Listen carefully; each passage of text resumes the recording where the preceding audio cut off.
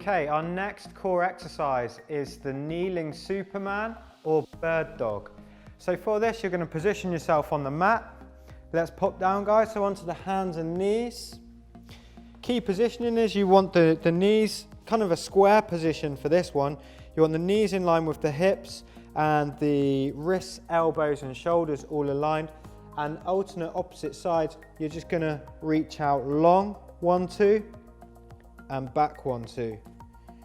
Reach and back. So if you take us through the repetitions, I'll just go through the teaching points. Away you go. So you're just reaching out long.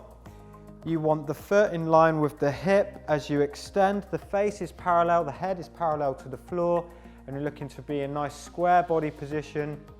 As you extend the leg, you're just looking to point the toes at the end of the movement.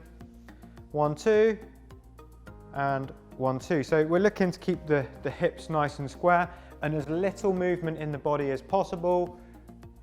Reaching long and back. A good core exercise, good for shoulder and hip mobility and strengthening. As you extend, you are just contracting the glute muscles and reaching out long with the hand. So that's your kneeling Superman or your bird dog movement, another core exercise.